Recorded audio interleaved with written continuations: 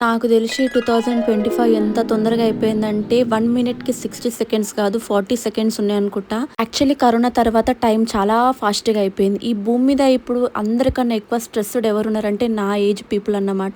ఈ 20-25 age category ఉంది చూడు. ఇది చాలా కన్‌ఫ్యూజ్డ్ ఏజ్ అన్నమాట. లవ్, రిలేషన్‌షిప్, మ్యారేజ్, కెరియర్‌లు, జాబులు, గోల్స్, డ్రీమ్స్ అన్నీ కలిపి ఒక రేంజ్‌లో కన్‌ఫ్యూజన్ కొట్టే ఏజ్ అన్నమాట. సర్లే పోతే పోయింది గానీ మనకి బార్గెనింగ్ రాదు గానీ మనం రైతు బజార్‌కి పోతామన్నమాట. అటు ఇటు కొంచెం సేపు బెత్తర చూపులు చూసినాక దొరికినవి అన్నీ తీసుకొచ్చేసిన. లేకపోతే మా మమ్మీ నన్ను వదలదు. తర్వాత ఇంటికెళ్ళినాక స్నానం చేసి నా పాటికి నేను ఈ బ్లాక్ గ్రేప్స్ యాక్చువల్లీ నాకు బ్లాక్ గ్రేప్స్ నచ్చవు. అయినా కానీ సైలెంట్‌గా తింటూ కూర్చున్నా. మా మమ్మీ గమ్మునుండొచ్చు కదా! ఇది కార్తీక మాసము మేము నాన్ వెజ్ తినము. కానీ మా మమ్మీ ఏమో అన్ని నాన్ వెజ్ కుకింగ్ ఛానల్స్ పెట్టి నా ముంగట కూర్చుంది.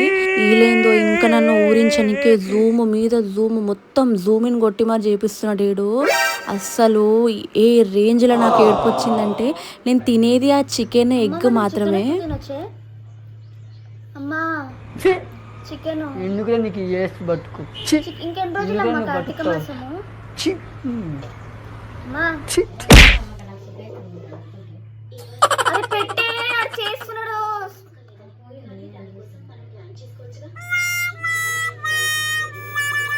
మా ఇంట్లో చెయ్యరు ఇప్పుడు, చూడనియ్యారు కూడా.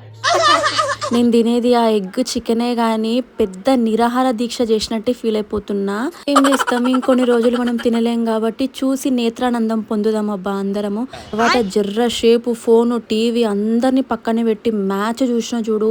ఇండియా సెమీఫైనల్స్ లో విన్ అయింది, ఫైనల్స్ కి పోయింది. ఇప్పుడు నాకు మెయిన్ స్ట్రెస్, మెయిన్ టెన్షన్ నా కెరియర్ కాదు, ఇండియా వరల్డ్ కప్ కొట్టాలి.